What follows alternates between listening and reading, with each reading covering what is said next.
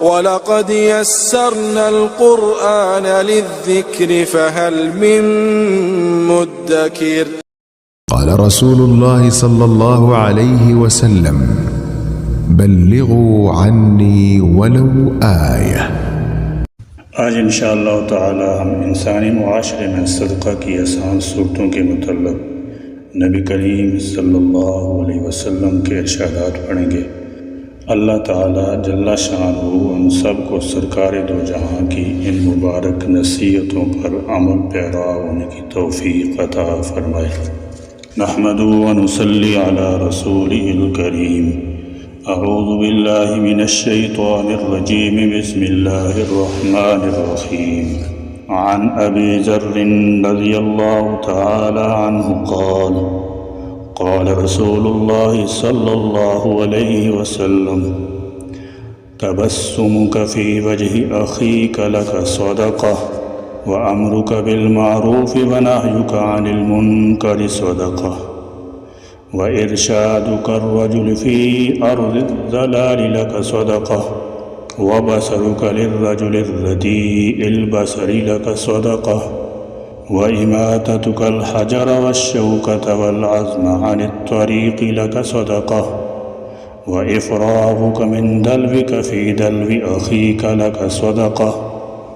سیدنا حضرت ابو ذر رضی اللہ تعالی عنہ کہتے ہیں کہ رسول اللہ صلی اللہ علیہ وسلم نے فرمایا، اپنے بھائی کے سامنے تمہارا مسکرانا تمہارے لیے صدقہ ہے، تمہارے بھلائی کا حکم دینا اور برائی سے روکنا صدقہ ہے، بھٹک جانے والی جگہ میں کسی آدمی کو تمہارا راستہ دکھانا تمہارے لیے صدقہ ہے، نابینا اور کم دیکھنے والے آدمی کو راستہ دکھانا تمہارے لیے صدقہ ہے، پتھر کانٹا اور ہڈی کو راستے سے ہٹانا تمہارے لیے صدقہ ہے، اپنے ڈول سے اپنے بھائی کی ڈول میں تمہارا پانی ڈالنا تمہارے لیے صدقہ ہے۔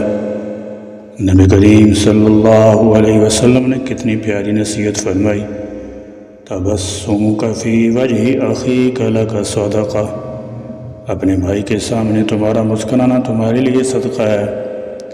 مسکراہٹ اللہ تعالیٰ کی نشانی میں سے ایک بہت بڑی نشانی اور عظیم نعمت ربانی ہے۔ مسکراہٹ انسانی چہرے پر نمودار ہونے والا سب سے خوبصورت جذبہ ہے، جو انسان کی خوبصورتی اور مجموعی شخصیت کو چار چاند لگا دیتا ہے۔ یہ ایسا حلال جادو ہے جو دل کی گہرائی سے نکل کر ہونٹ پر رونما ہوتا ہے، بعد ازاں پیار کی خوشبو کو بکھیرتا ہے اور نسیم محبت کے جھونکے چلاتا ہے، حسد نفرت بغض کے گریں کھول کر الفت محبت دلوں میں جاگزیں کرتا ہے۔ مسکراہٹ ایک ایسا انمول تحفہ جو غریب سے غریب آدمی بھی کسی کو بھی پیش کر سکتا ہے۔ ہم خاتم النبیین رسول کریم صلی اللہ علیہ وسلم کی حدیث مبارکہ پر غور کریں۔ آپ صلی اللہ علیہ وسلم نے حدیث مبارکہ میں اپنی امت کی رہنمائی فرمائی اور مسکراہٹ کی جانب توجہ دلاتے ہوئے فرمایا، تمہارا اپنے بھائی کے ساتھ مسکراتے ہوئے چہرے سے پیش آنا بھی صدقہ ہے۔ سبحان اللہ، کیا عالی شان فرمان ہے۔ لہذا سب کو خوشیاں دیجیے، پیار بانٹیے، یاد رکھیے جو چیز دوسروں کو دی جاتی ہے بانٹی جاتی ہے وہ بڑھتی یا کم نہیں ہوتی۔ کاش ہم اس نقطہ کو سمجھ سکتے۔ نبی کریم صلی اللہ علیہ وسلم نے دوسری نصیحت فرمائی، وَأَمْرُكَ بِالْمَعْرُوفِ وَنَهْيُكَ عَنِ الْمُنكَرِ صَدَقَةٌ، تمہارا بھلائی کا حکم دینا اور برائی سے روکنا بھی صدقہ ہے۔ ایمان باللہ کے بعد دینی ذمہ داریوں میں امر بالمعروف اور نہی عن المنکر کا فریضہ سر انجام دینا سب سے بڑی ذمہ داری ہے۔ امر بالمعروف کا مطلب ہے نیکی کا حکم دینا اور نہی عن المنکر کا مطلب ہے برائی سے روکنا۔ نبی کریم صلی اللہ علیہ وسلم کے فرمان کے مطابق یہ ہمارے دینی فرائض میں داخل ہے کہ بنی نوع انسان کی دنیا کی سرفرازی اور آخرت کی سرخرو کے لیے جو بھی بھلے کام نظر آئیں، بنی آدم کو ان کا درس دیں، بتائیں اور اس کی مخالف سمت چلنے سے ان کو روکیں۔ اس فریضہ سے کوئی بھی مسلمان مستثنیٰ نہیں۔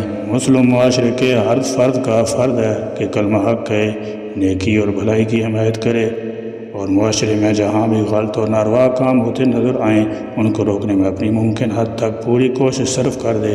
اس عظیم مقصد کی خاطر اللہ تعالیٰ جل شانہ نے انبیاء کرام علیہم السلام کو مبعوث فرمایا اور انبیاء کرام کا سلسلہ ختم ہونے کے بعد امت محمدیہ صلی اللہ علیہ وسلم کے علماء و فضلاء مبلغین کو خصوصی اور امت کی دیگر افراد کو عموماً اس کا مکلف ٹھہرایا ہے۔ قرآن حدیث میں فریضہ کو اس قدر اہمیت دی گئی ہے کہ تمام مومن مردوں اور تمام مومن عورتوں پر اپنے اپنے دائرہ کار اور اپنی اپنی استطاعت کے مطابق عمل بالمعروف اور نہی عن المنکر پر عمل کرنا واجب ہے۔ نبی کریم صلی اللہ علیہ وسلم نے تیسری نصیحت فرمائی وَإِرْشَادُكَ الرَّجُلَ فِي أَرْضِ الضَّلَالِ لَكَ صَدَقَةٌ، بھٹک جانے والی جگہ میں کسی آدمی کو تمہارا راستہ دکھانا تمہارے لیے صدقہ ہے۔ ویسے تو یہ دنیا انسان کی بہت سی مادی ضرورتوں پر مشتمل ہے، لیکن سب سے اہم ترین ضرورت جس میں دنیا آخرت کامیابی پوشیدہ ہے وہ ہدایت ہے۔ ہدایت سے مراد رہنمائی کرنا، سیدھا راستہ دکھانا، نفرمندی کا راستہ، انبیاء کا راستہ جس کی منزل جنت ہے، وہ راستہ جس پر اللہ تعالیٰ جل شانہ نے اپنے تمام انعام یافتہ بندوں کو چلایا۔ یقیناً ان سب کی زندگیاں ہمارے لیے مشعل راہ ہیں۔ انسان کی ذمہ داری ہے کہ معاشرتی طور پر ہدایت کے لیے کوشش کرے، دین کا علم حاصل کرے اور اللہ تعالیٰ جل شانہ سے اس پر استقامت کے لیے مدد مانگے۔ خود ثابت قدم رہنا پھر دوسروں کے لیے کوشش کرنا بہت اہم چیز ہے۔ خود ثابت قدم رہنا پھر دوسروں کے لیے کوشش کرنا بہت اہم اور لازمی ذمہ داری ہے جو ترک نہیں کی جا سکتی، اور جب انسان کوشش کرتا ہے تو اللہ تعالیٰ جل شانہ ہدایت دیتا ہے، اللہ تعالیٰ دل بدل دیتا ہے، گمراہ لوگ بھی بدل جاتے ہیں۔ آپ بھی کوشش کریں، اللہ آپ کو رسوا نہیں کرے گا، لیکن اگر انسان کوشش ہی نہ کرے، اللہ کا دین ہی نہ سیکھے اور کہے کہ میرے نصیب میں گمراہی لکھ دی گئی ہے، تو یہ گھاٹے کا سودا ہے۔ نبی کریم صلی اللہ علیہ وسلم نے اس حدیث میں چوتھی نصیحت فرمائی وَبَصَرُكَ لِلرَّجُلِ الرَّدِيءِ الْبَصَرِ لَكَ صَدَقَةٌ، نابینا اور کم دیکھنے والے آدمی کو راستہ دکھانا تمہارے لیے صدقہ ہے۔